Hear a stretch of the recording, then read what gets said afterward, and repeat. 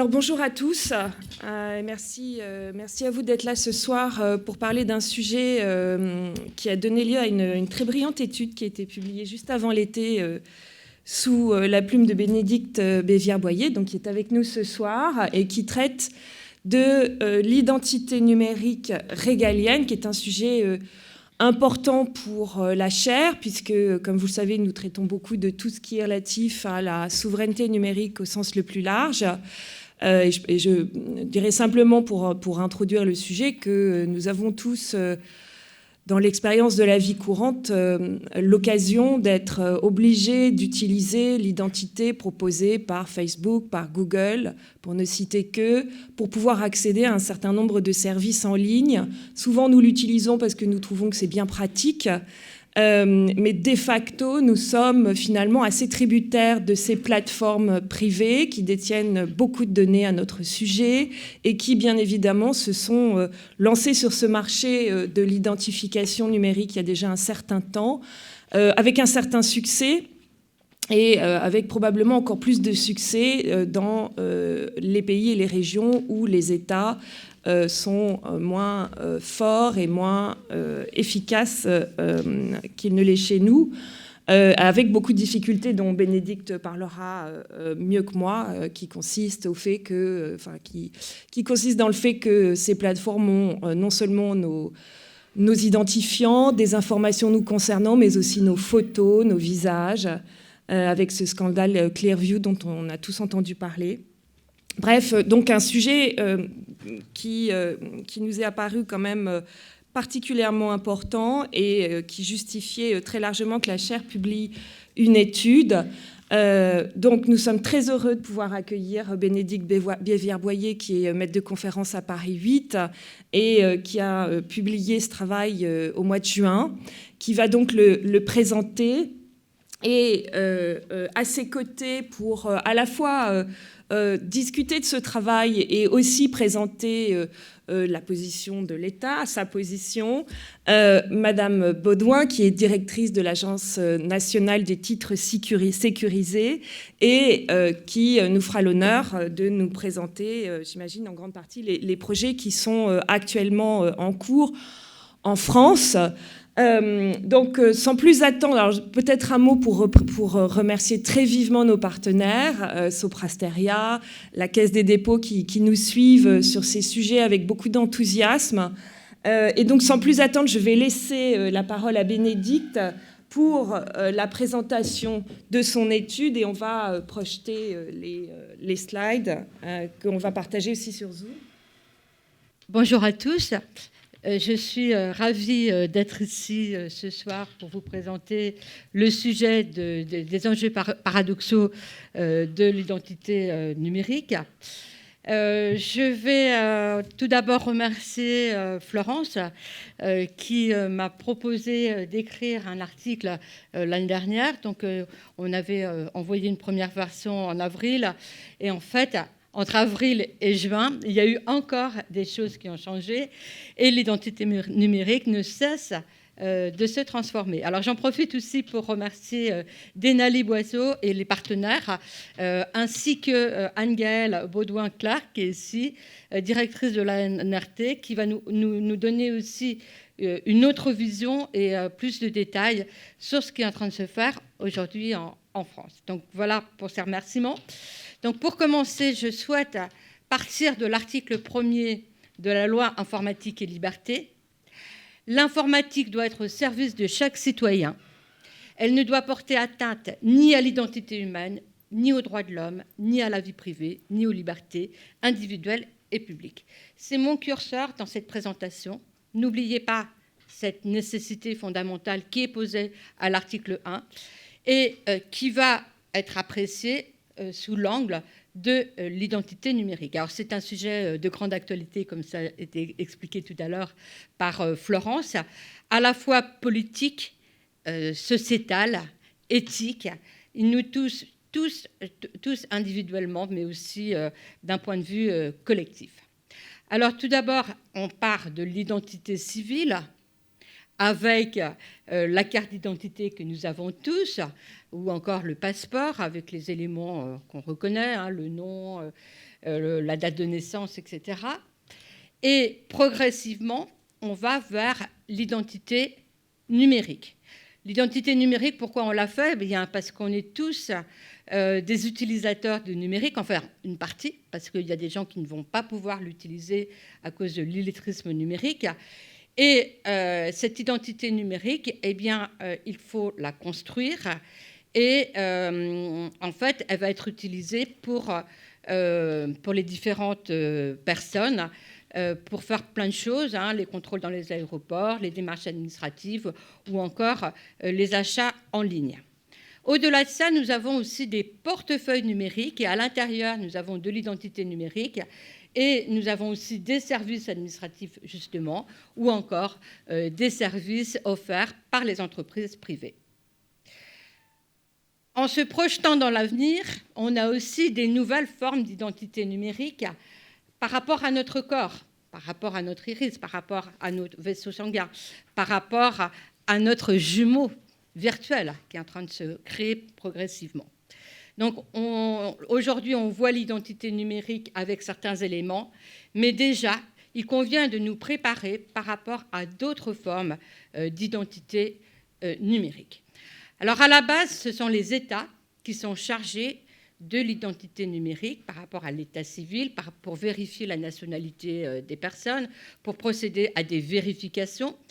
Et au-delà de ça, vous avez l'Union européenne qui vient là pour de l'harmonisation des moyens d'identification, visant à consolider les identités numériques des États membres. Et en fait, ils vont donner plus des moyens techniques pour faciliter la circulation des personnes et fluidifier les transactions des biens et des services par ces personnes de par le numérique. Alors en France, on peut dire qu'on est leader en matière d'identité numérique. Il y a eu beaucoup de choses qui ont été faites, par exemple France Connect, le portefeuille d'identité numérique, la nouvelle carte d'identité électronique depuis le 15 mars 2021, etc., etc. Il y a eu des lois, il y a eu des rapports qui ont été faits, beaucoup de travail. Du point de vue de l'Union européenne, eh bien, elle considère que c'est très, très important parce que c'est une stratégie prioritaire pour la période 2019-2024.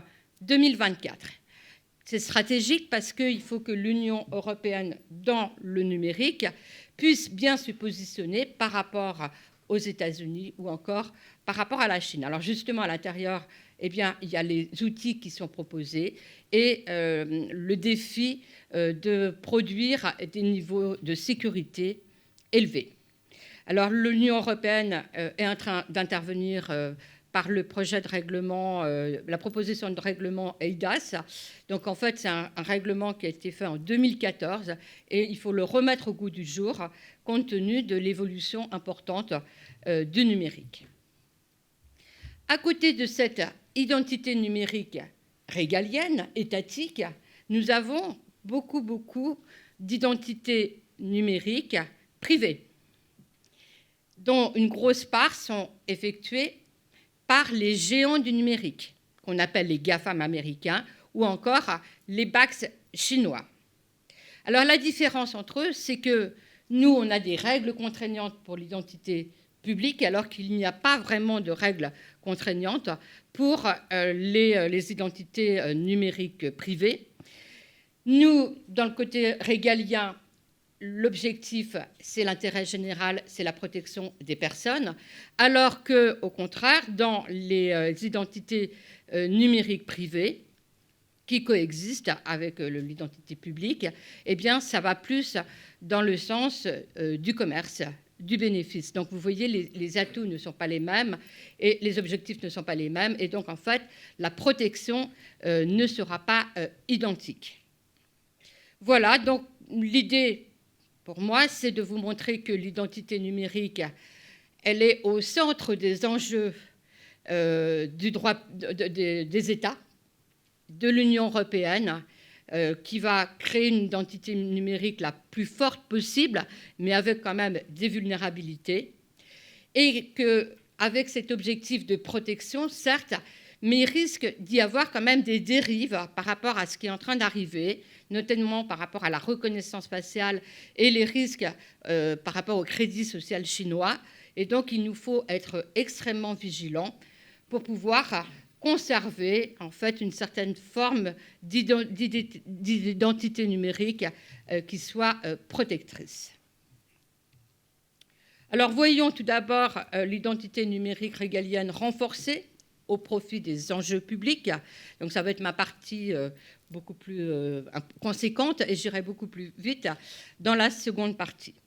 Alors, en matière de stratégie européenne d'affirmation des identités numériques des États membres, c'est important de se positionner, comme je vous l'ai dit tout à l'heure, par rapport aux identités privées et par rapport aussi aux différents pays. Surtout qu'il convient de protéger avant tout les citoyens par rapport aux identités privées où il n'y a pas vraiment de contrôle. Voilà pourquoi il est important de créer des identités numériques régaliennes extrêmement fortes au niveau des États et au niveau aidé par l'Union européenne. Donc, en fait, pour ce faire, pour consolider, nous avons cette fameuse proposition de règlement eIDAS, qui est une boîte à outils avec des architectures techniques, des référentiels, des normes communes par rapport aux États, et ce qui va permettre l'interopérabilité, c'est-à-dire permettre aux citoyens de se promener un petit peu partout au sein de l'Union. Donc, les États, en principe, gardent la mainmise sur leur identité numérique. Oui, mais à côté de ça, contrairement à ce qu'on pourrait penser, l'Union européenne tend progressivement à parler d'une identité numérique européenne universelle. Donc toute la question, c'est de savoir est-ce que l'Union européenne souhaite faire sa propre identité numérique, s'imposer? Est-ce que ça va coexister avec les identités numériques des États membres ou est-ce qu'elle va dominer? Et en tout cas, je pense que c'est très, très important que les États prennent la mesure de ce qui est en train de se passer, qu'il y ait des discussions et des choix effectifs qui soient faits. Donc, en fait, c'est une question d'équilibrage. Pour ma part, moi, je pense que l'identité numérique de chaque pays est encore importante. Pourquoi? Parce que chaque pays a des caractéristiques propres et ça va aussi dans la souveraineté nationale de chaque État membre qu'il faut protéger. Voilà, alors on a des questions quand même par rapport à ce genre d'identité régalienne qui se met en place. On dit il faut faire du qualitatif, il faut faire du sécuritaire, mais est-ce qu'on dispose encore des moyens suffisants? Par exemple, en matière de stockage, aujourd'hui, les autorités publiques peuvent avoir tendance à recourir aux moyens des géants du numérique. Par exemple, pour la plateforme de données de santé, qu'on appelle le Health Data Hub, on recourt à Microsoft. On a créé un cloud européen qui s'appelle Gaia-X. Donc, moi, je me réjouissais, je me disais, c'est formidable, parce qu'en matière de souveraineté et pour pouvoir entreposer toutes les données de santé ou d'identité numérique, etc., ça sera une opportunité. Ça a été créé par notamment la France et l'Allemagne. D'autres pays sont arrivés. Mais au-delà de ça, les partenaires américains sont arrivés. Et donc, Gaia-X est fortement critiqué.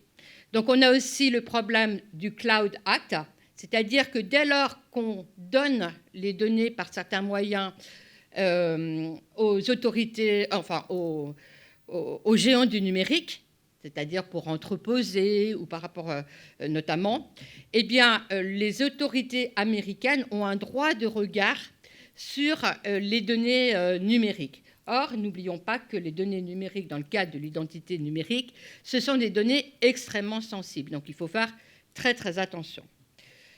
Un petit clin d'œil, au-delà de tout ça, de toutes ces problématiques, c'est que quand on pense identité numérique, il ne faut pas non plus oublier qu'on est dans un contexte global avec une dépendance matérielle par rapport au numérique, avec une dépendance par rapport aux matières premières, par rapport à l'énergie.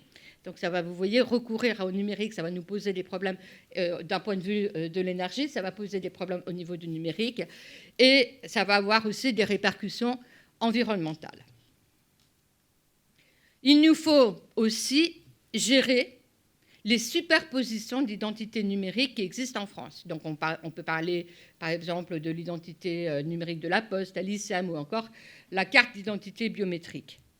Et toute la question, ça serait, est-ce qu'on ne pourrait pas finalement faire une identité numérique unique, tout comme on a notre carte d'identité numérique, enfin notre carte d'identité classique?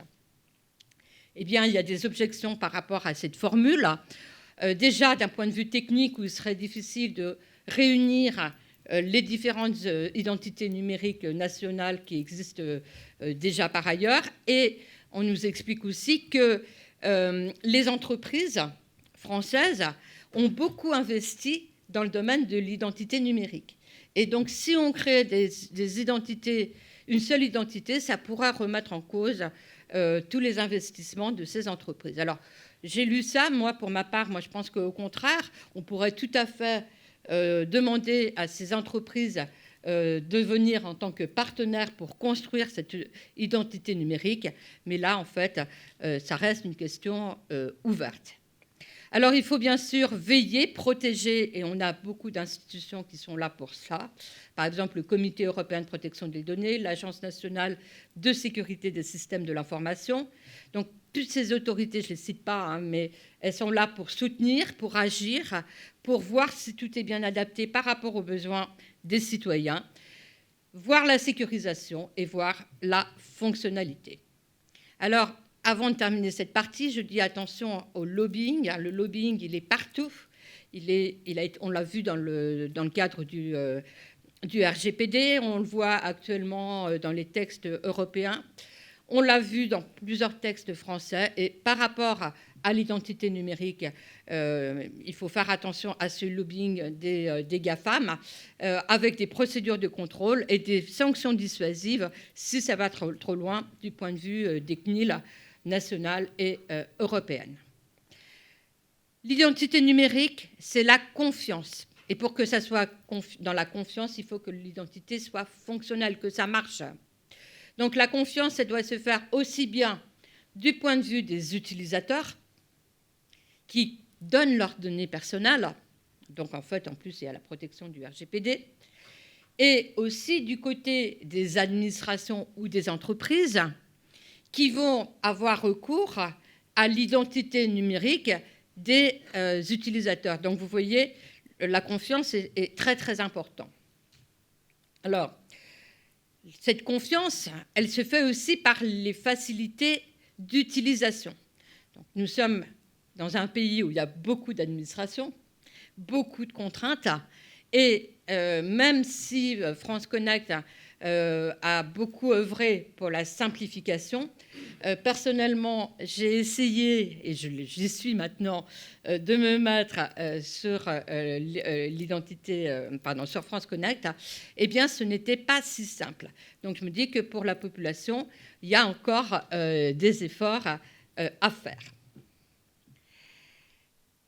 L'interopérabilité, elle est importante, comme je vous l'ai dit tout à l'heure, par rapport aux États, mais entre identité numérique aussi. Tout doit être fait pour éviter la fragmentation. Et voilà pourquoi il faut, d'un point de vue technique, voir l'interopérabilité des systèmes utilisés et différents schémas qui permettent en fait de permettre des systèmes d'identification électrique communs. Donc nous avons l'Agence nationale des titres sécurisés de l'ANT qui est là pour mettre l'identité numérique française aux normes par rapport à ce qui se passe notamment au niveau européen. L'identité numérique doit être gratuite. Il ne faut pas qu'il y ait d'obstacles. Alors, bien sûr, hein, ça pourrait être à faible coût, mais pour ma part, je pense qu'il faut que les États fassent un effort pour l'accessibilité, pour que ça marche.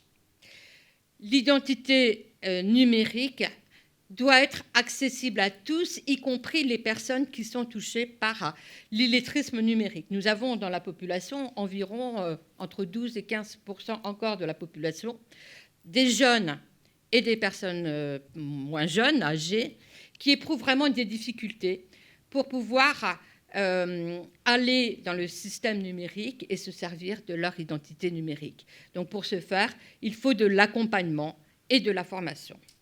Il faut en plus que notre identité numérique, en plus d'être fonctionnelle, en plus soit solide. Donc ça, c'est de la robustesse technique. Donc le défi, c'est de le faire. Et avec quel outil? Alors pour ma part, je trouve qu'en France, on a de la chance parce qu'on a beaucoup d'entreprises. On a beaucoup de start-up qui investissent dans le domaine de l'identité numérique. Malheureusement, les autorités peuvent parfois privilégier des grosses entreprises qui sont en partenariat avec les géants du numérique ou des outils des géants du numérique. Alors, ce que j'ai pu lire, c'est de dire, mais de toute façon, les entreprises n'ont pas les moyens suffisants. Ça s'est vu récemment par rapport au Health Data Hub, la plateforme des données de santé. On ne peut pas remplacer Microsoft de cette manière et on pourrait transposer ça aussi bien par rapport à l'identité numérique. Alors pour ma part, moi je pense qu'il est important de faire des études pour voir où on en est au niveau des entreprises françaises, ce qu'elles peuvent nous apporter. Et ça, c'est essentiel, mais vraiment essentiel pour se créer de l'identité numérique souveraine et pour bien protéger les données des citoyens.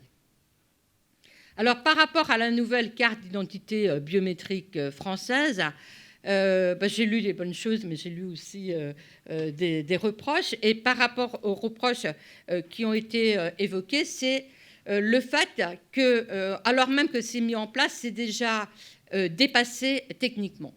Alors, c'est pas facile de trouver des moyens qui permettent d'assurer la pérennité, en fait, d'un tel titre dans la durée, parce qu'avec le numérique, on n'arrête pas de courir par rapport au projet. Mais il n'empêche que je pense que sans cesse, il faut toujours se remettre en cause pour pouvoir essayer de trouver des nouveaux moyens, toujours plus protecteurs. Alors, pour le stockage, la base centralisée des titres électroniques sécurisés, voilà, j'ai vu plusieurs choses. Et il y a des réserves qui sont mises par rapport notamment au fait que le ministère de l'Intérieur ait choisi le 10 mai 2021 le groupe français Atos. Donc un groupe français, c'était formidable comme choix. Mais le problème, c'est que ce groupe Atos a lui-même des partenariats avec Google Cloud ou encore Microsoft ou Amazon. Donc toute la question, c'est est-ce qu'il est capable d'apporter suffisamment de sécurité pour nous rassurer, nous autres citoyens, avec l'identité numérique. Un autre élément auquel il faut faire aussi très attention, ce sont les opérateurs internes et les opérateurs externes. Ce sont les entreprises qui vont venir pour pouvoir construire cette identité numérique. Est-ce qu'ils sont fiables? Est-ce qu'on peut leur faire confiance? Alors, il y a beaucoup de référentiels qui sont présents, mais toute la question, c'est que est-ce que dans la durée, ces référentiels peuvent tenir le coup? Parce que, comme je vous l'ai expliqué, on n'arrête pas d'avancer avec tous les progrès de l'identité numérique. Le cyberpiratage est de plus en plus intrusif et inventif. Et donc, il est indispensable que les référentiels soient mis à jour. Et au-delà de ça, il est indispensable qu'il y ait des contrôles très réguliers. Il est aussi très, très important que lorsqu'il y a des failles, il y ait des processus de déclaration auprès des autorités étatiques et auprès des utilisateurs. Bon, c'est vu avec le RGPD, mais voilà. Donc, en fait, on peut aussi utiliser la blockchain. Il y a des moyens à ce sujet.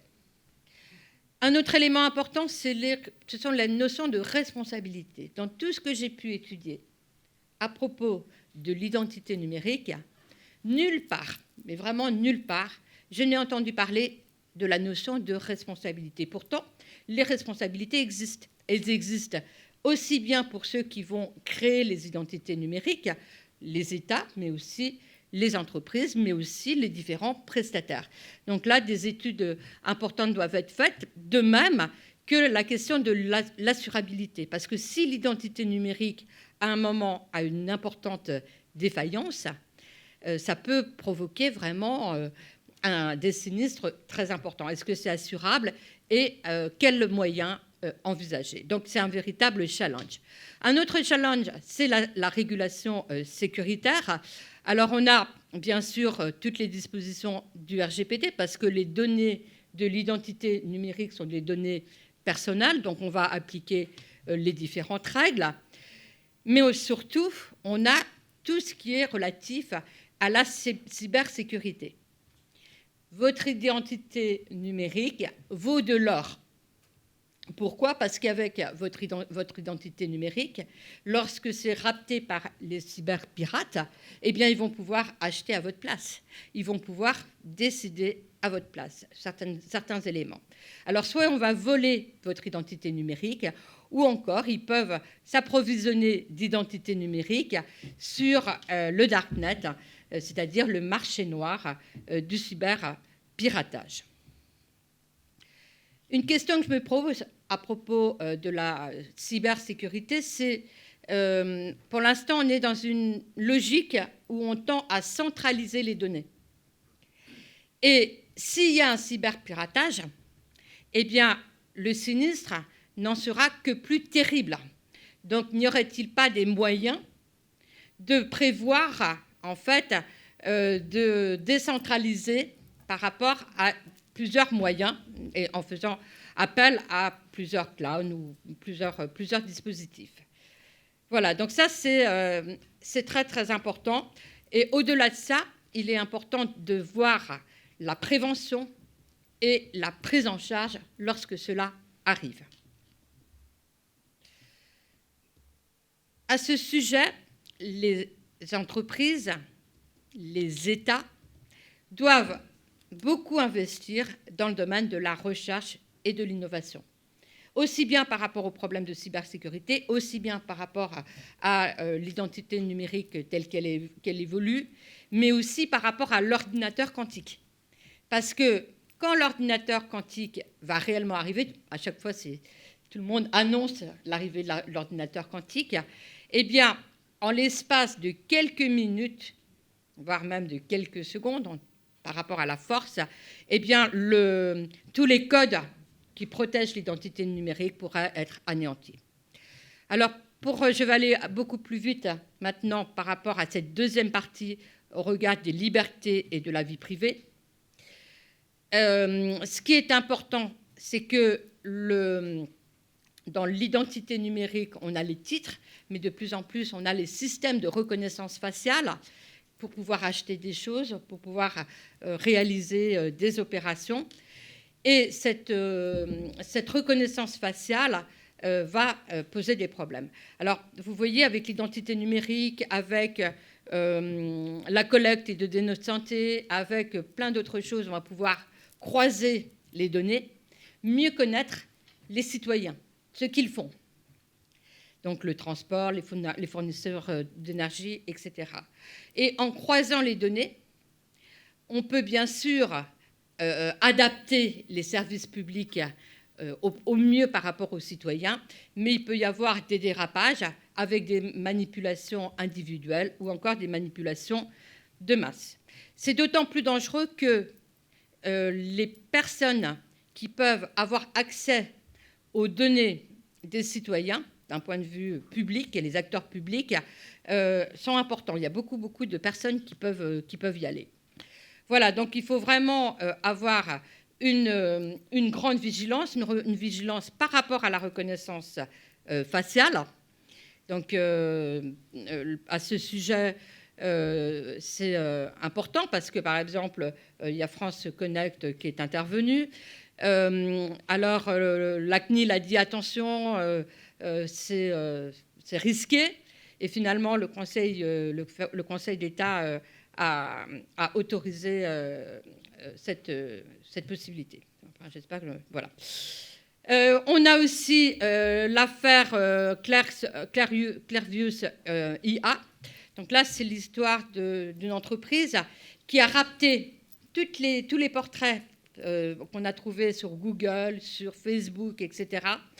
Et maintenant, ils en sont presque à 100 milliards de photos. Et les photos sont vendues à la police du monde entier et même données gratuitement actuellement au ministère ukrainien pour pouvoir identifier les assaillants russes, notamment ceux qui sont morts au combat. Donc, cette société a eu déjà plusieurs sanctions de la part des CNIL européennes.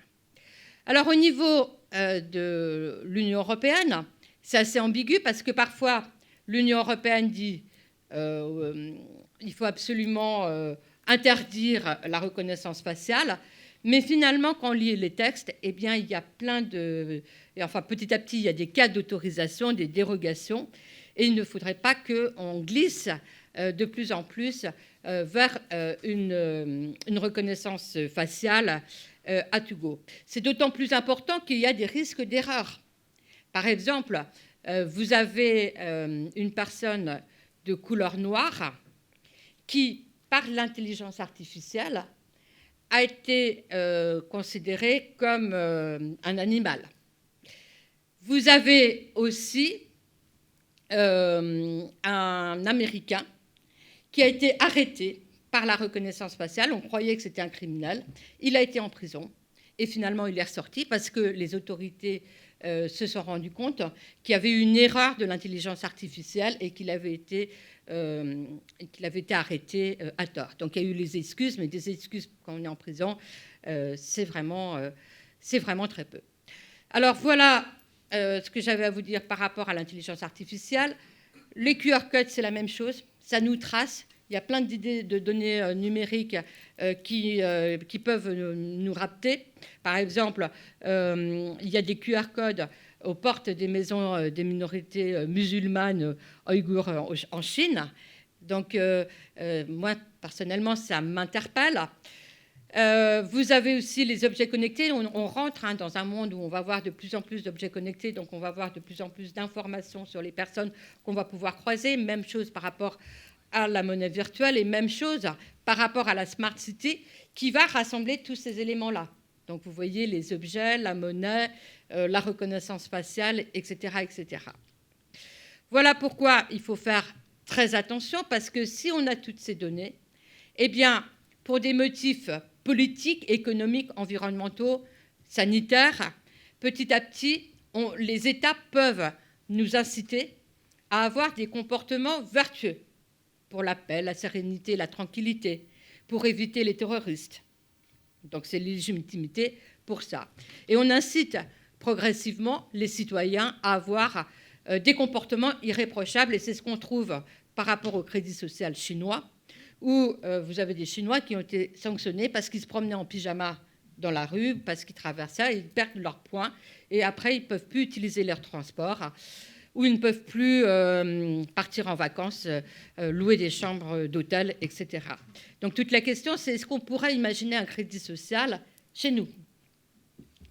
Et cette question a été posée. Hein. Il y en a qui parlent de désactivation des moyens de paiement ou une amende automatique par les comptes bancaires, voire même arrêter les comptes bancaires. Donc cette hypothèse pourrait se voir. Pour l'instant, le projet de règlement de l'IA de novembre 2021 interdit tout ce qui est scoring social ou notation sociale. Donc, ça peut nous rassurer, mais l'Union européenne parfois dit on ne va pas le faire, mais finalement, ils le font. Donc, que va-t-on devenir plus tard? Alors, la dernière actualité que j'ai pu voir, c'est la quadrature du net. qui a engagé des plaintes contre le ministère de l'Intérieur, avec une plainte collective concernant la reconnaissance faciale, une plainte concernant les fichiers de traitement automatisé des antécédents judiciaires et une plainte contre les fichiers TES, titres électroniques sécurisés. Donc on verra ce que ça donnera. L'idée, c'est plus de nous interpeller sur toutes les précautions qu'il convient de prendre pour pouvoir protéger les données des citoyens. L'idée, ce n'est pas de faire un procès, mais de plus inciter pour toujours protéger les personnes. Par exemple, en septembre 2022, les douanes américaines maintenant siphonnent les données des mobiles des voyageurs. Donc voilà, je termine par ça. Pendant que nous sommes parmi les hommes, pratiquons l'humanité. Et donc l'humanité, c'est de rendre des cartes, des identités numériques qui soient viables pour les différentes personnes et qui soient réellement sécurisées avec des motifs tout à fait légitimes au nom de l'intérêt public, au nom des libertés, au nom de la vie privée. Voilà, je vous remercie.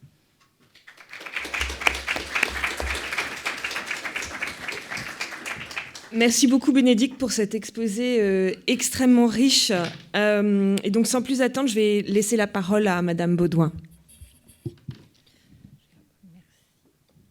Je peux parler dans ce micro ? Est-ce qu'il marche ? Je vous laisse. Ok, ça marche. Peut-être juste, parce qu'on a beaucoup parlé d'identité, donc juste commencer par se présenter. Donc moi je suis Anne-Gaëlle Baudouin, je suis donc directrice de l'Agence nationale des titres sécurisés, qui a la redoutable responsabilité pour la France et pour le compte du ministère de l'Intérieur de concevoir les systèmes d'information et de s'assurer de la fabrication de tous les titres d'identité, des cartes d'identité, des passeports, des cartes grises, des permis de conduire, des titres de séjour pour les étrangers. Et si vous avez des plaintes en ce moment sur les délais pour les cartes d'identité et les passeports, on pourra, normalement vous en avez, donc on pourra aussi en parler. Et je suis accompagnée de Florent Tournois. Je vous laisse peut-être Florent. Oui, bonjour à tous. J'interviens sur le programme France Identité Numérique, donc qui met en place l'identité numérique. Voilà. Voilà pour une présentation rapide, peut-être de vous donner, vous partager, en vous remerciant bien sûr pour ce travail dont j'avais pris connaissance avant cette rencontre et qui est évidemment pour nous qui sommes quelque peu le nez dans le guidon du quotidien de ce projet dont vous avez bien souligné à quel point les enjeux à la fois techniques mais surtout humains, politiques, stratégiques étaient essentiels. Évidemment, ce regard un peu, ce pas de côté nous est extrêmement précieux. À l'inverse, je pense que ça peut aussi avoir un intérêt de vous dire ce que nous essayons de faire, de construire et peut-être en commençant par illustrer, puisque vous avez intitulé cette étude « Les enjeux paradoxaux de l'identité numérique régalienne ». Donc peut-être vous donner ma modeste vision des quelques paradoxes avec lesquels nous essayons d'avancer et de travailler. Alors le premier paradoxe, vous avez dit tout à l'heure, et ça a vraiment résonné à mes oreilles, vous avez dit que la France était leader en matière d'identité numérique. Bon, c'est vrai sur certains angles, notamment, vous l'avez évoqué, la France compte notamment des champions nationaux industriels importants. On peut citer Idemia, Thales, notamment, qui sont au plan international, y compris aux États-Unis, extrêmement forts et représentés, et donc des vrais qui contribuent à faire de la France un leader en matière d'identité numérique. Leader aussi, puisque, et Florent serait beaucoup plus qualifié que moi pour pour en parler, leader aussi parce que dans le cadre communautaire européen extrêmement important pour nous et pour toute la réflexion autour, et plus que la réflexion, pour la mise en place de l'identité numérique, la France, on est très fiers, on essaie de le dire au moins 3 fois par jour, la France est leader dans l'appel à projet qui vient d'être lancé qui a été lancé il y a quelques mois par la Commission. Nous avons répondu le 2 août dernier, qui vise à mettre en place, sous forme de pilote, dit à grande échelle, l'identité numérique à l'échelle communautaire. Donc, la France est leader aux côtés de l'Allemagne, mais c'est nous les premiers quand même, avec une vingtaine de pays qui se sont inscrits dans cette réponse et dans cet appel à projet. D'ailleurs, l'Ukraine en fait également partie. Et donc qui va permettre, dans un cadre, on peut aussi revenir là-dessus, dans un cadre qui est en train, sur le plan juridique, sur le plan technique, de se construire et à la vitesse grand V, avec tous les risques que peut comporter, effectivement, et je partage ce que vous avez indiqué tout à l'heure, mais c'est une vraie course contre la montre, en tout cas que la Commission entend jouer. Vous introduisiez tout à l'heure la séquence en parlant des enjeux de la souveraineté. C'est bien une course contre la montre pour être capable de proposer une identité numérique avant les GAFAM, et d'être en capacité effectivement d'affirmer une identité numérique souveraine européenne. Donc, on est leader là-dessus. On est leader sur le plan... Je commence à être inquiète. Leader sur le plan industriel, leader au plan européen, leader aussi, là c'est un petit peu exagéré sans doute de dire ça comme ça, mais en tout cas relativement bien avancé au plan de la dématérialisation des procédures et du recours aux démarches numériques quand on fait une comparaison. Alors évidemment, et ça c'est très étrange, personne n'a encore parlé de l'Estonie. En général, quand on parle d'identité numérique, au bout de 5 minutes, on dit « Ah, bah, il y a l'exemple estonien ». Et là, on voit que c'est pas tout à fait la France qui est leader. J'arrive au paradoxe. Voilà. Mais bon, c'est un peu compliqué de se comparer à les caractéristiques évidemment démographiques, l'histoire, enfin plein de choses font que c'est difficile de se comparer. Mais malgré ce vrai décalage par rapport au modèle estonien en termes de démarche, on peut quand même considérer que la France, grâce à France Connect, vous l'avez souligné en particulier, a un taux de dématérialisation plutôt important. Sur les 15 dernières années, le numérique est devenu, on peut le regretter, on peut dire plein de choses, mais est devenu la première voie d'accès aux services publics. Et aujourd'hui, les sondages qui sont réalisés disent que pour 79% des Français, ils sont satisfaits de cet accès aux services publics. Alors après, il y a 20% autres. On peut ouvrir plein de portes là-dessus, mais on a un taux de dématérialisation qui n'est pas honteux, en tout cas quand on se compare à l'échelle européenne. Bon, donc tout ça, on se dit, oui, c'est vrai, on est leader. Bon, on est aussi, à l'échelle européenne, le dernier pays à ne pas avoir notifié de moyens d'identification élevés, au sens du règlement IDAS en particulier, de moyens d'identification électronique de niveau élevé, puisque la seule... attention, vous êtes viré, là. La seule identité électronique avec un niveau de sécurité important, de niveau substantiel, c'est celle de la Poste. Il n'y a pas en France encore à ce stade. Et dans les mandats qui me sont donnés aujourd'hui, ou dans le mandat qui m'est donné aujourd'hui, une de mes priorités, clairement, est celle de faire en sorte que nous rattrapions notre retard. Et là, on peut se dire qu'on est franchement... pas exactement leader. Voilà, donc ça c'est le premier paradoxe.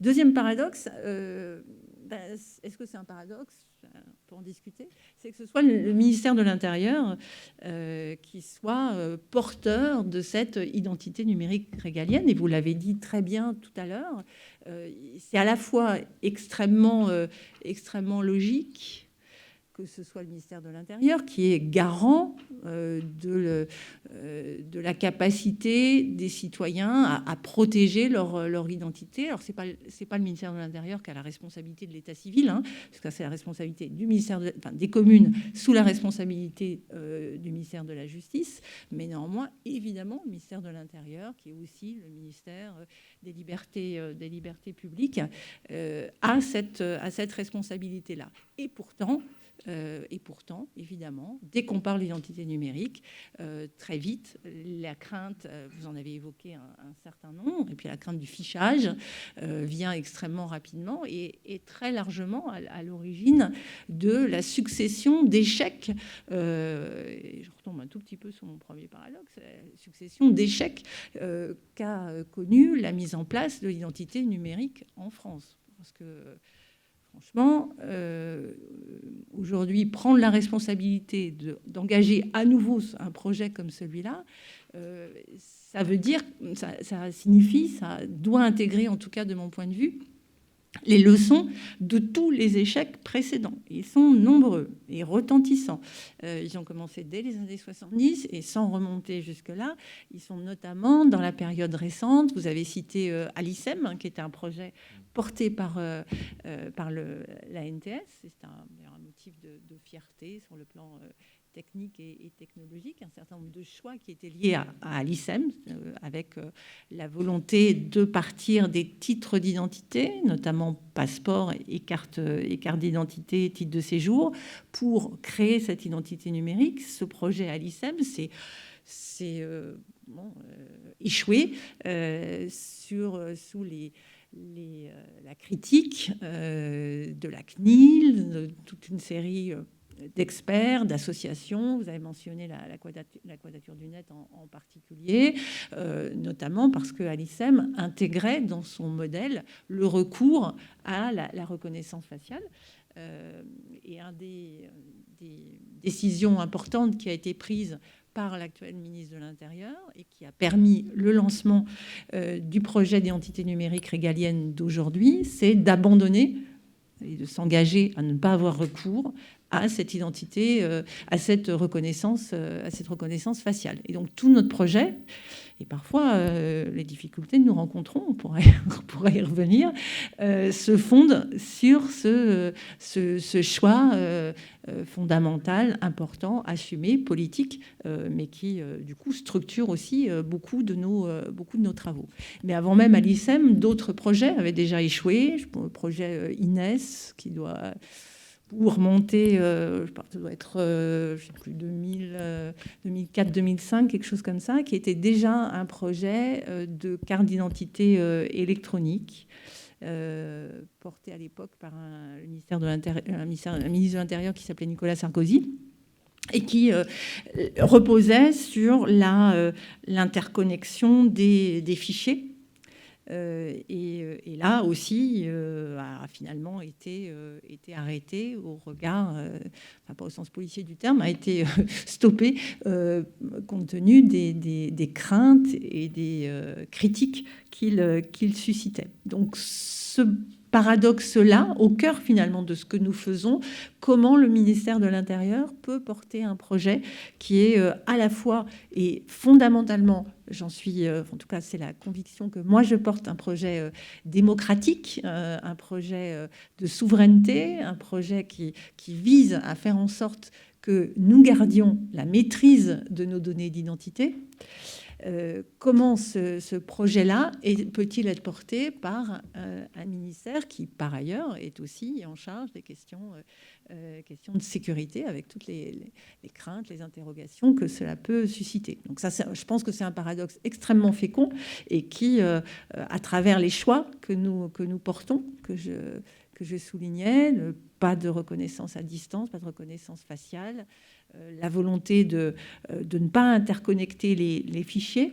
Il n'y a pas d'accès à travers notre projet d'identité numérique régalienne, il n'y a pas d'accès aux fichiers des titres sécurisés, le fichier TES, qui d'ailleurs n'est pas un fichier de l'ensemble des identités, ça n'existe pas en France. pas forcément extrêmement connu. Le fichier, c'est le fichier des demandes de titres d'identité qui est lui-même très régulièrement purgé. Alors, je sais qu'il suscite, vous avez évoqué le recours récent de la Quadrature du Net, mais pour autant, ce fichier n'est qu'un fichier des demandes de titres en tant que tel.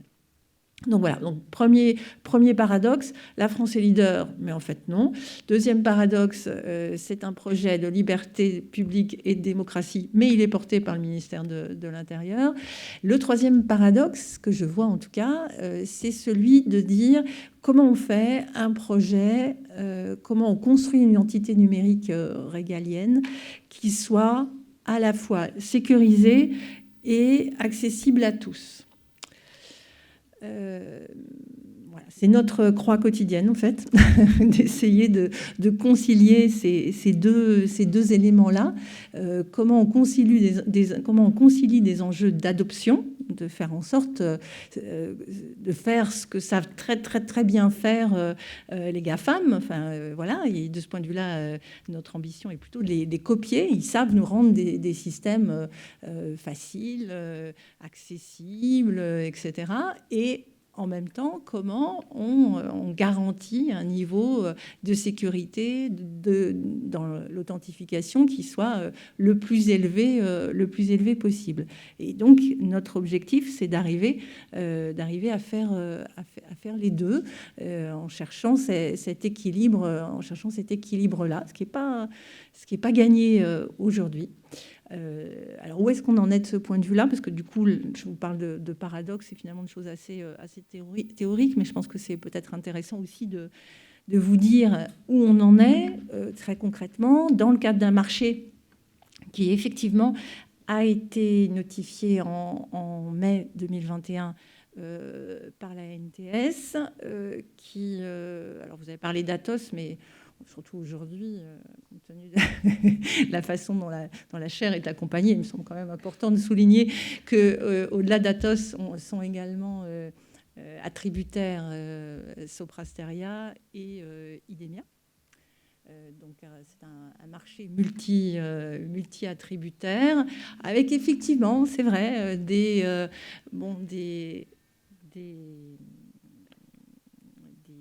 entreprises, enfin des prestataires qui sont présents ou qui travaillent. Vous avez cité le cas d'Atos, mais on pourrait dire la même chose d'Idemia, qui est Idemia notamment, et aux États-Unis, celui qui réalise dans de nombreux États les permis de conduire américains, enfin de différents, encore une fois, de différents États.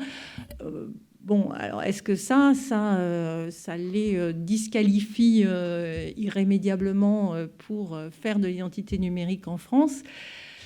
C'est pas le choix qu'on a fait.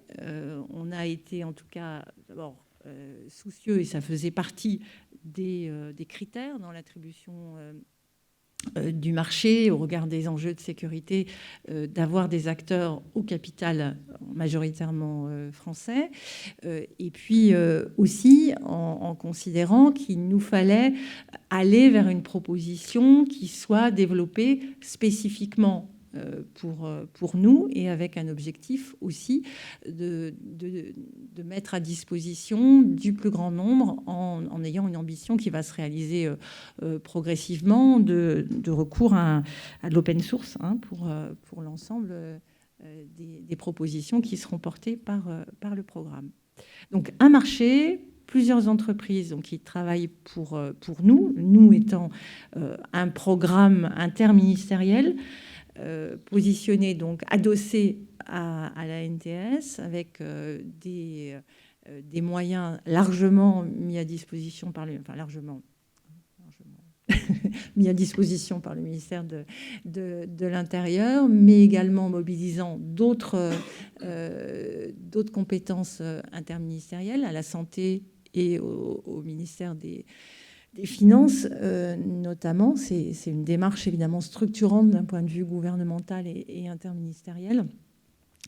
Et donc nous en sommes, et donc un marché d'un montant d'environ 50 millions d'euros, Donc nous en sommes où aujourd'hui?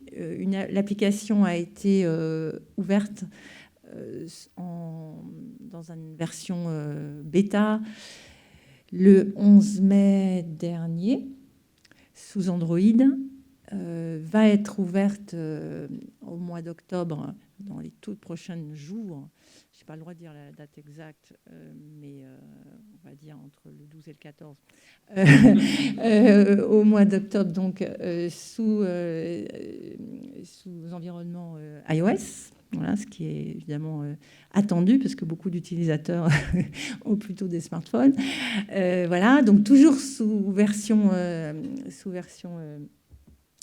forme bêta, expérimentale, c'est-à-dire un choix assumé, tenant compte aussi du passé. Il ne s'agit pas de faire le grand soir, mais de proposer une solution, d'être attentif au retour des utilisateurs, toujours autour des enjeux d'inclusivité, des enjeux d'adoption qui étaient évoqués, donc de faire en sorte que le nouveau service public qu'on construit, il réponde aux besoins des usagers, qui est vraiment le cœur de nos préoccupations. Donc, version bêta, sortie de l'application, un premier service, parce qu'au fond, c'est bien de sortir une application. À quoi ça sert? Ça sert à produire des justificatifs d'identité. C'est vrai que c'est pas l'air extrêmement moderne comme ça, de dire on produit des justificatifs d'identité. Mais en fait, oui, parce que de plus en plus, l'exemple qu'on cite tout le temps, mais parce qu'il correspond vraiment à un cas de vie quotidienne, c'est quand vous faites une demande de location d'appartement. Souvent, on vous demande de constituer un dossier complet avec des extraits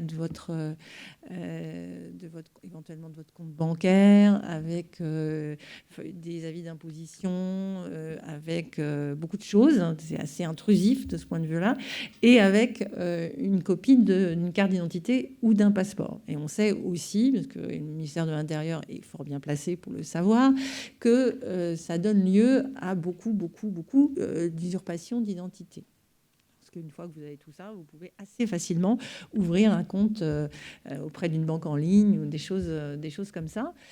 Et donc, on pense que notre justificatif d'identité, parce qu'il est à usage unique, il vous permet tout simplement, quand vous le générez sur l'application, de pouvoir préciser combien de temps il est valide et à quoi il va servir.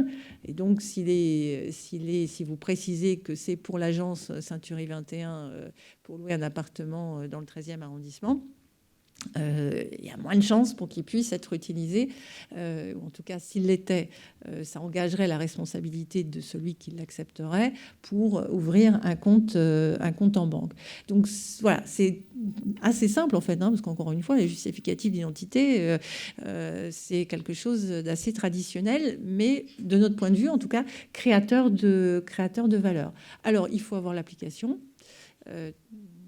Voilà, donc pour l'instant, je ne l'ai pas précisé, dans sa version bêta, ça veut dire qu'elle est sous jauge. Donc là, à partir dans les semaines qui viennent, on sera à 5000 utilisateurs. Donc c'est encore confidentiel, mais l'objectif est d'avancer progressivement, et encore une fois en prenant en compte les remontées des utilisateurs.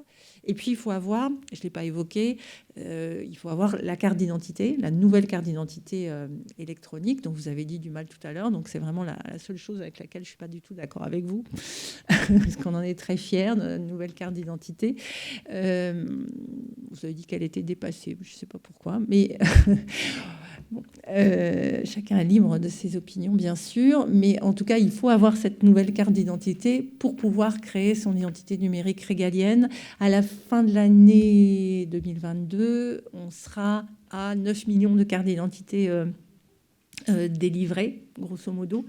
Cette année, j'y faisais allusion tout à l'heure, a été une année de très forte demande de titres d'identité pour des raisons multiples, mais dont le plus évident est un rattrapage évidemment de ce qui n'a pas été demandé comme titre d'identité pendant la période de restrictions sanitaires de Covid.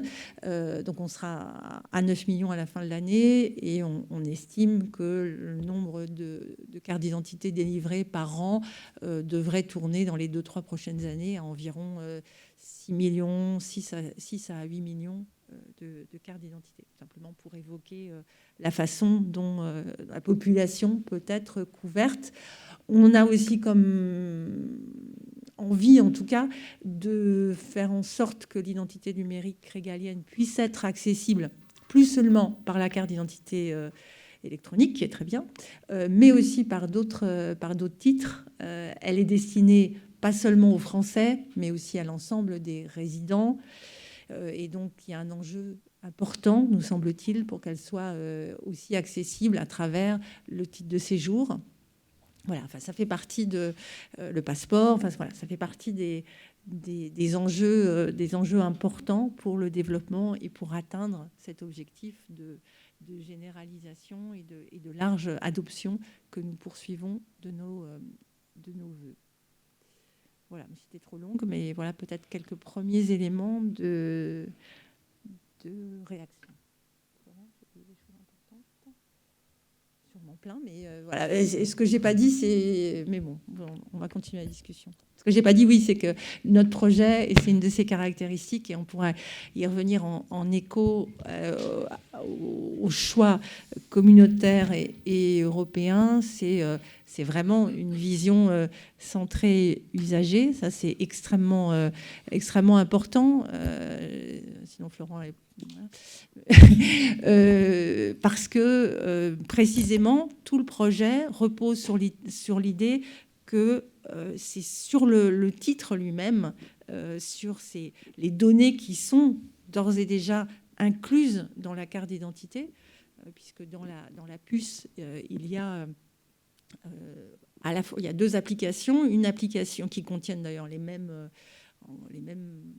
données, à quelques exceptions près. Donc, il y a deux applications. Donc, l'une dite ICAO, qui correspond aux exigences du règlement communautaire de 2019, permettant de faire de la carte d'identité un document de voyage en regard de la réglementation donc européenne, et puis une application identité numérique en tant que telle, donc qui nous permet à partir de l'application donc de générer l'identité numérique. Voilà, donc voilà, et c'est tout. C'est à partir de la carte d'identité, à partir de la puce, et donc en lien avec l'application que se crée ou peut s'activer l'identité numérique. Et il n'y a pas de connexion. Je parlais tout à l'heure des précédents échecs de ce projet. Il n'y a pas de rapprochement de fichiers. C'est bien, en quelque sorte, à partir de cette carte d'identité que se crée et s'utilise cette identité numérique. Donc c'est bien, on a bien le sentiment, je parlais d'un projet démocratique, de faire en sorte de contribuer à faire que donc en tant que citoyens, nous ayons la maîtrise de nos données d'identité. Voilà. Merci beaucoup. Je pense que peut-être on va commencer à prendre quelques questions dans le public, s'il y en a. Pour ceux qui sont sur Zoom, vous pouvez utiliser, je vois qu'une main se lève déjà. Alors, je pense que sur Zoom, l'application ne permet pas de donner la parole à quelqu'un et qu'il faut poser la question par écrit de manière à ce que je puisse la répéter à haute voix. Donc pour les personnes qui sont à distance, je vous invite à écrire vos questions de manière à ce que je puisse les répéter dans l'espace qui est prévu à cet effet questions-réponses. Et puis, s'il y a des personnes qui veulent intervenir dans le public, je vous écoute. Il y a peut-être un micro. Ouais.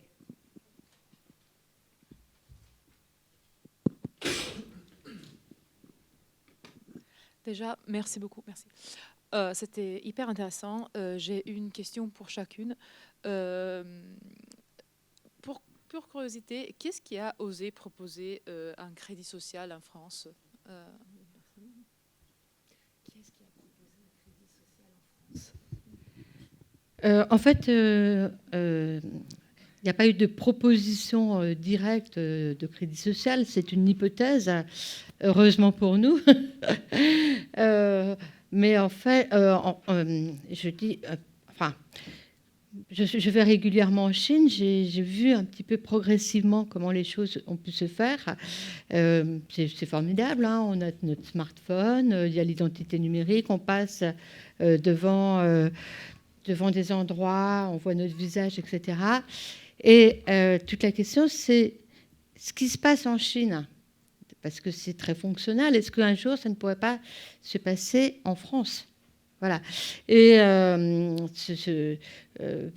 étant donné que petit à petit, on met les mêmes outils en place, étant donné qu'on achète même les outils aux Chinois, par exemple pour les douanes ou des choses comme ça, eh bien, vous voyez, progressivement, on pourrait, sans qu'on se rende compte, aller vers cette hypothèse.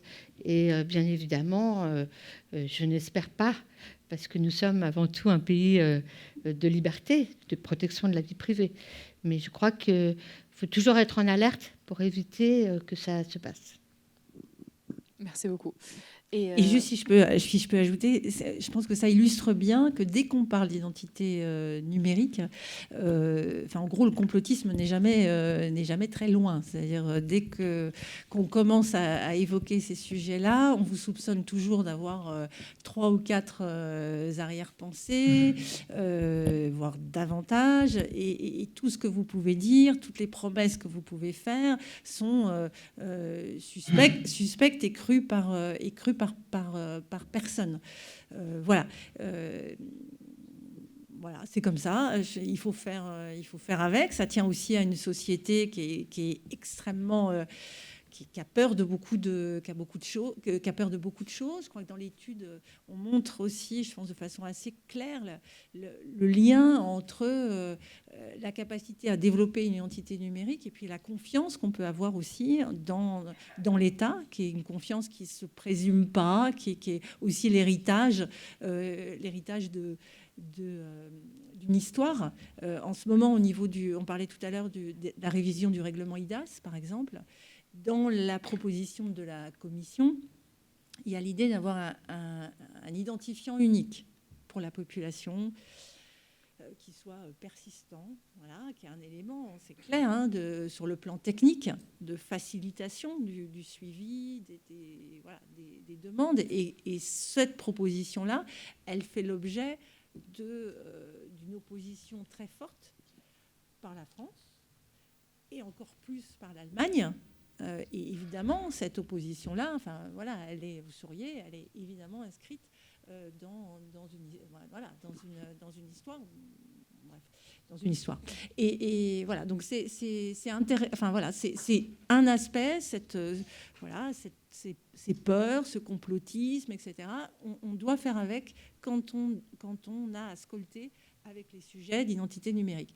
Et pourtant, en tout cas, moi, c'est vraiment ma conviction, et pourtant je suis préfète, et pourtant on est au ministère de l'Intérieur, elle doit se fonder sur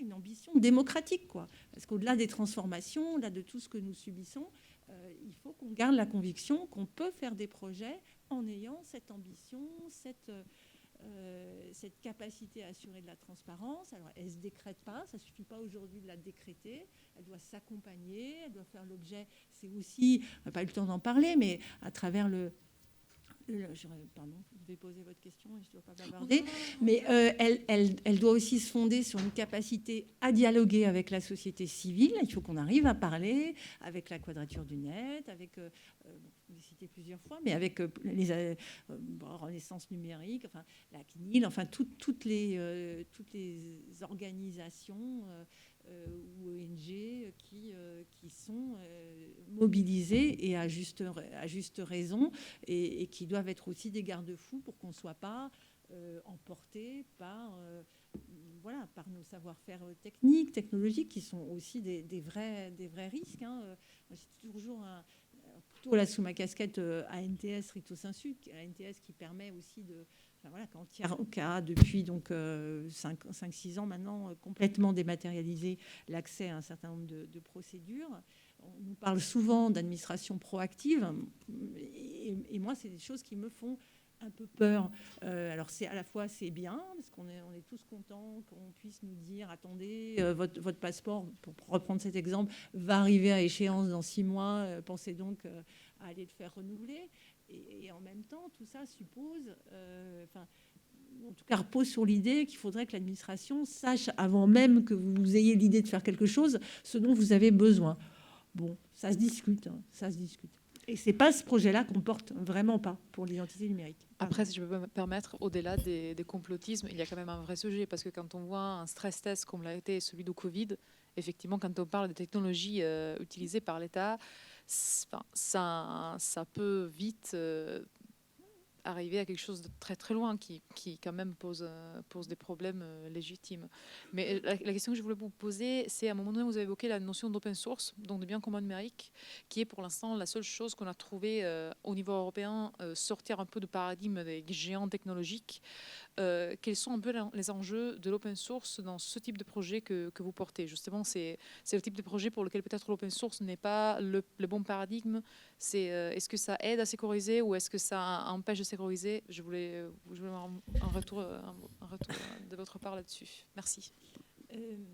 Oui, c'est vrai que j'ai oublié ce paradoxe-là. il y en a effectivement, beaucoup. C'était une attente, enfin c'est une attente aujourd'hui. J'ai beaucoup parlé peut-être par déformation professionnelle ou par histoire personnelle du ministère de l'Intérieur, mais le projet d'identité numérique régalienne français, il est porté pas seulement par le ministère de l'Intérieur, mais notamment, vous l'avez évoqué, Madame, tout à l'heure, en lien avec l'ANSSI. Et du côté de l'ANSSI, cette attente d'avoir une ouverture, enfin voilà, d'être en open source est importante. Pour autant, ça pose beaucoup de questions, effectivement, notamment en termes de sécurité. Donc, c'est quelque chose sur lesquels qu'on est en train de construire. C'est plus une ambition aujourd'hui qu'une réalité, à la vérité. C'est quelque chose vers lequel on va et pour lequel donc on construit le chemin d'un point de vue technique. Mais peut-être que Florence sera mieux à même que moi de répondre. Non, en fait, parce que... Oui, notre souhait, c'est d'aller vers des sources ouvertes sur tout ce qui concerne le projet France Identité. À ce stade, on ne peut pas le faire maintenant parce qu'on veut sécuriser et passer le niveau de sécurité, le niveau de confiance élevé EIDAS. Et à ce stade, certaines librairies qui sont utilisées notamment en cryptographie et notamment sur la génération des aléas peuvent être mis en cause par les études par les pairs. Et avant d'ouvrir le code, on veut s'assurer que ce soit un niveau de sécurité élevé. Mais c'est bien dans notre feuille de route et ce sera proposé à la décision pour ouvrir complètement les sources. Je ne sais pas si je peux... On a quelqu'un en ligne qui veut parler, donc je m'excuse par avance vis-à-vis de tous ceux qui sont en ligne. En fait, on utilise une version de Zoom qui est Zoom webinaire et qui est en fait configurée pour que les questions soient plutôt posées par écrit. Mais là, je vois que le son fonctionne, donc c'est très bien. Merci beaucoup. J'étais très intéressé par tout ce que j'ai entendu et j'ai manqué quelque chose parce que j'ai manqué les premières minutes de la conférence. Ceci étant dit, autant je pense qu'il y a des efforts qui sont louables et je comprends qu'on veuille atteindre une sécurité élevée, autant quand même quand j'entends ce qui se dit, j'ai un peu l'impression qu'on est au pays des merveilles. Parce que moi j'enseigne le droit des données personnelles depuis 11 ans. Et un des problèmes principaux, c'est que quand même, les accès à des informations nominatives, voire sensibles, sont théoriquement réglementés, mais les règles ne sont pas respectées. On l'a vu dans plusieurs investigations, en particulier sur le principal fichier des infractions constatées, dans lequel la CNIL, après une investigation, a montré que les accès étaient totalement ouverts et pas seulement aux personnes qui avaient censément accès. D'autre part, le système que vous exposez très clairement, d'ailleurs, repose repose sur la carte d'identité. Mais que je sache, la carte d'identité n'est pas un document obligatoire en France. Et est-ce que vous envisagez que les gens soient contraints d'avoir une carte nationale d'identité, ce qui par exemple n'est pas mon cas, mais n'est pas le cas non plus de nombreuses personnes? Moi, j'ai un passeport qui me sert lorsque je voyage à l'étranger. Et enfin, il y a à côté de cela, et de manière, je dirais, distincte, bien sûr, mais contiguë, la question de l'utilisation des visages et de la reconnaissance faciale. L'orateur a évoqué tout à l'heure le fait qu'il y a des expériences qui ont été menées. La plus importante a été menée par la ville de Nice. C'est une expérience dont la mairie de Nice a dit qu'elle avait été menée avec l'accord de la CNIL, et la CNIL a dit qu'elle n'avait jamais été sollicitée pour donner son accord. Cette expérimentation a donc été menée de manière totalement illégale. Il n'y a eu aucune conséquence, aucune sanction. La CNIL n'a pas saisi le parquet. D'une manière générale, quand on regarde en fait les saisines du parquet par la CNIL en France, elles sont entre 10 et 15 par an, ce qui est très inférieur à ses homologues européennes. Donc on a l'impression quand même d'une espèce de laisser-aller, de non-respect même des règles qui sont existantes. Et j'attire l'attention sur le fait que, par exemple, on est proche de l'identité numérique, puisque la reconnaissance faciale permet d'associer un visage à une identité. Or, ces reconnaissances ne sont jamais développées toutes seules. C'est-à-dire que, par exemple, dans ce que demandait la ville de Nice, il y avait de détecter dans la rue les comportements anormaux. Évidemment, qui est habilité à définir un comportement anormal? Donc, je pense qu'il y a un tas de problèmes dont on a l'impression que l'État ne se saisit pas. Et personnellement, je trouve ça très fort, parce que je ne suis pas sûr, par exemple, un handicapé qui marche dans la rue, comparé à la mienne, sa démarche va être jugée anormale par le logiciel. Et je pourrais prendre 10 autres exemples de cet ordre. Enfin, dernière remarque, et après vous pouvez me laisser me répondre, mais j'ai aussi l'impression que ça s'accompagne d'un degré de contrainte supplémentaire. Je m'explique. Je m'appelle Dany Cohen, je suis connu sous ce nom-là, mais Dany n'est pas le premier de mes prénoms dans l'état civil. Lorsque j'ai changé mon véhicule il y a un an, l'agence des titres sécurisés pour ma carte grise a refusé de faire figurer le prénom de Dany, a fait figurer uniquement ce qui pour moi n'est pas mon prénom d'usage, alors que la loi permet théoriquement d'utiliser son prénom d'usage. En sorte qu'aujourd'hui, c'est en train de devenir un véritable cauchemar, parce qu'il y a une dichotomie dans les documents administratifs dont je dispose, au point que je vais être obligé, devant le juge, de faire une requête, simplement parce que l'agence des titres sécurisés a, si je puis dire, amputé mon identité, probablement pour des raisons administratives. Donc il y a tous ces aspects, si vous voulez, qui apparaissent et qui me semblent être le quotidien des gens, et je voudrais les voir évoquer quand même. C'est moi qui réponds. Oui. Alors, plusieurs éléments. Alors, il y a des choses sur lesquelles moi, je me sens mal placée pour répondre, parce que vous pointez les dérives de la reconnaissance faciale. J'ai dit, j'espère suffisamment clairement que, en tout cas, dans le projet que je porte, je ne parle pas au nom de la ville de Nice voilà, mais en tout cas, dans le projet que je porte, il a été explicitement exclu, et à un niveau quand même suffisamment important, puisque ça figure dans le décret en Conseil d'État créant le système de garantie de l'identité numérique, qui a été donc publié au mois d'avril dernier.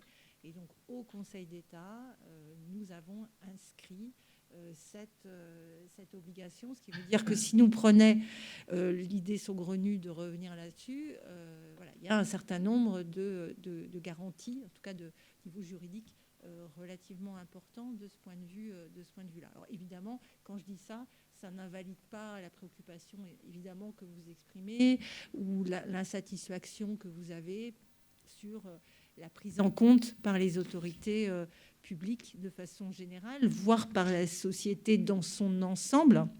Parce que je crois que là-dessus, il y a un vrai travail qui n'est pas forcément d'ailleurs, qui n'est pas celui forcément de l'agence que je dirige, mais qui est, je pense, un vrai enjeu citoyen, social, d'éducation, de partage sur ces enjeux-là qui sont effectivement mal connus, même si, encore une fois, je n'ai pas toujours l'impression que c'est forcément l'État qui est le plus dangereux de ce point de vue. Donc, évidemment, tout ce que vous pointez est important et mérite considération. Et pour rebondir sur ce que disait Madame tout à l'heure, loin de moi l'idée, parce que ça c'est insupportable, de dire à partir du moment où on s'interroge, je dégaine pas ma carte pour dire complotisme. C'est pas ça du tout. Donc ces préoccupations-là, elles sont réelles. Pour autant, elles ne suffisent pas à résumer et à trop simplifier, à mon avis, beaucoup de nos débats. Premier point. Deuxième point, est-ce qu'on veut rendre l'identité numérique obligatoire et donc la carte d'identité obligatoire? Vous avez raison de rappeler que ce que prévoit le droit en France, c'est la capacité de prouver par tout moyen son identité. Dans les faits, la carte d'identité est aujourd'hui devenue quasiment le titre universel, puisque la dernière fois qu'on a fait un comptage, j'avoue, on a fait un comptage, on avait 97% des Français on considère qu'il y a 97% des Français qui ont effectivement une carte d'identité, et c'est assez, j'allais dire drôle, mais enfin, je ne sais pas si c'est drôle, mais enfin, en tout cas frappant. Pour moi, c'était pas quelque chose dont j'avais forcément conscience, et peut-être qui illustre les préoccupations aussi que vous manifestiez, que le taux de Français qui sont détenteurs d'une carte d'identité valide augmente, c'est-à-dire en lien forcément avec les usages, avec le fait que de plus en plus, chez le notaire, à la banque, on vous demande, à la maison de retraite, on vous demande d'avoir une carte d'identité valide, fait que la courbe du renouvellement change, c'est-à-dire traditionnellement, on faisait sa carte d'identité en gros au moment de passer son permis de conduire, et puis souvent après il y avait pas forcément au bout de 10 ans, c'est-à-dire il y avait un vrai décalage entre la durée de validité théorique et le rythme de renouvellement. Aujourd'hui, à cause des usages, à cause sans doute aussi que la carte d'identité est de plus en plus un document de voyage en tant que tel, au sens communautaire, juridique du terme, et dans la réalité, notamment à l'échelle européenne, fait que le rythme de renouvellement s'est accéléré. Ce qui est d'ailleurs aussi une des raisons, au-delà du Covid, des difficultés qu'on rencontre pour avoir des rendez-vous dans les mairies. Bon. Mais voilà, donc structurellement, il y a donc une évolution qui rend la carte d'identité quasiment comme titre universel, ce qui ne veut évidemment pas dire qu'on envisage évidemment de la rendre obligatoire, ce qui veut dire aussi, mais là je pense vous rejoindre d'un certain point de vue, c'est une préoccupation, c'est vrai qu'à travers, en augmentant le niveau de sécurité, qui est une aspiration, une tendance lourde qu'on retrouve, vous avez peut-être vu dans la presse les affres connus par France Connect, avec le développement de phénomènes de hameçonnage à travers l'accès justement à France Connect. Voilà, donc il y a une tendance lourde d'un besoin d'augmentation du niveau de sécurité dans nos différentes démarches. Et le risque en même temps, concomitamment, de devoir en permanence, effectivement, justifier de votre identité tout le temps et partout, ce qui est, je pense, là, un vrai risque démocratique. Alors, de ce point de vue-là, ce qu'on peut dire aussi, ce que j'ai oublié peut-être de mettre en avant, et quelque chose auquel on tient, et pour contribuer à essayer de vous convaincre, et je ne suis pas sûre d'y arriver, mais quand même, que le projet d'identité numérique régalienne que nous portons est fondamentalement démocratique et nous permet des avancées de ce point de vue-là. Aussi aller vers une divulgation sélective des données, c'est-à-dire faire en sorte, y compris à travers le justificatif d'identité, de pouvoir dire... bon, l'exemple, c'est une carte d'identité quand vous la présentez, en tout cas dans la version telle qu'elle existe aujourd'hui. Vous donnez en même temps donc votre nom, votre prénom, votre date de naissance, votre adresse, enfin des tas de choses dont vous n'avez pas forcément ni envie ni besoin qui soient communiqués à la personne à laquelle vous le donnez. Et à travers l'identité numérique, l'une des ambitions, c'est justement de pouvoir donner les informations strictement nécessaires et pas plus. Et ça, mine de rien, ça illustre, on a l'habitude en France de présenter une carte d'identité avec tout ça, mais voilà, l'un des objectifs, et là je pense qu'on progresse par rapport à la situation actuelle dans la maîtrise de ce qu'on communique ou de ce qu'on choisit de communiquer ou de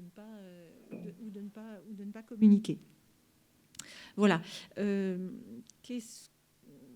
ne sais pas, est-ce qu'il y a des choses sur lesquelles j'ai pas répondu? Vous avez pointé ce que vous avez appelé le laisser-aller ou le manque d'allant sur la façon dont la protection des données personnelles et garanties. J'ai dit que je n'étais pas en mesure de porter là-dessus la réponse sur tous les sujets. Ce que je peux simplement dire, c'est que, en tout cas, à travers, et là au-delà de l'identité numérique, sur tous les systèmes d'information que gère la NTS, notamment les matriculations, vous y avez fait allusion, sur le permis de conduire, voilà, c'est que... alors, je pense qu'il y a encore des tas de progrès à faire, mais franchement, sous la pression de la CNIL, sous la pression des contentieux, sous la pression des associations, sous la pression des rapports des défenseurs des droits, du défenseur des droits, tout ça fait que les pratiques, les préoccupations évoluent et changent. Alors après, c'est une question de verre à moitié plein ou à moitié vide. Mais en tout cas, je peux porter témoignage de cette évolution dans la façon de considérer ces sujets-là. Et oui, je sais que ce que je voulais dire, vous avez évoqué votre question d'identité, de nom d'usage. Voilà, et effectivement, on est dans un système qui exige de plus en plus le lien avec les références et la fiabilité de l'état civil. Peut-être juste mentionner que il y a des mouvements aussi inverses, la possibilité qui est donnée désormais, sans passer par le juge, justement, depuis la loi, la proposition de loi qui a été votée au printemps dernier, qui s'applique depuis le 1er juillet, qui permet, une fois dans sa vie, pas plus, de changer son nom devant l'officier d'état civil, c'est-à-dire plus devant le juge, mais devant le maire. Voilà, c'était simplement, ça n'a pas tellement de rapport avec notre sujet, sauf voilà, pour dire qu'on a beaucoup parlé de paradoxe ce soir, mais c'est aussi un autre paradoxe, c'est une société qui demande de plus en plus d'authentification, de plus en plus de fiabilisation dans les données, et aussi cette recherche par les autorités politiques de reconnaître le droit des individus aussi à choisir leur identité, la façon, ce qui les concerne directement. Voilà. Juste pour rajouter, je sais que vous prenez vraiment toutes les précautions que vous pouvez trouver, et ce n'est absolument pas facile, surtout sur une thématique telle que l'identité numérique. Mais à côté de ça, c'est tellement important, l'identité numérique, par rapport à l'utilisation de nos données. Moi, je travaille aussi beaucoup dans le domaine de la santé, où c'est aussi essentiel. Et donc, en fait, je pense que les contrôles qui existent aujourd'hui sont insuffisants. Donc, il faut peut-être trouver de nouvelles modalités pour pouvoir établir plusieurs sortes de contrôles, et peut-être même des contrôles citoyens. On pourrait imaginer le contrôle du Parlement, mais c'est comme dans la bioéthique, tout ce qui se fait d'un point de vue de la santé, ça va avoir des impacts sur les générations actuelles et futures.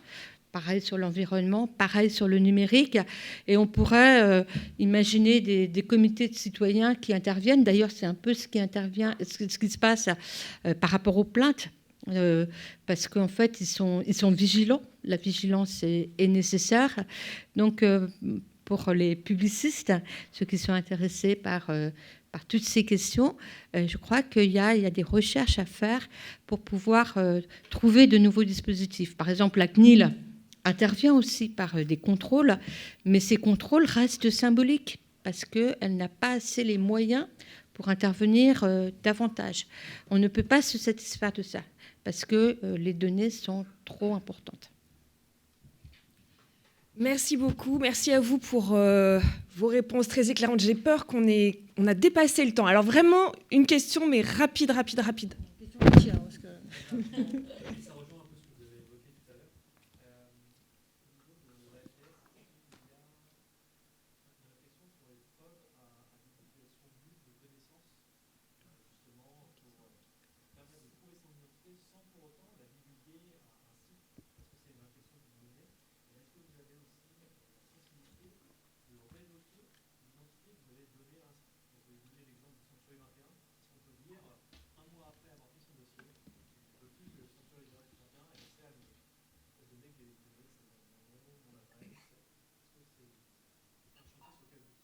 Alors, je vais juste répéter pour les personnes qui sont en ligne. Donc, si je comprends bien, il y a deux aspects à votre question. La première, est-ce qu'il y a une réflexion au niveau de la NTS sur ce qu'on appelle le Zero Knowledge Proof, la preuve à divulgation nulle de connaissances?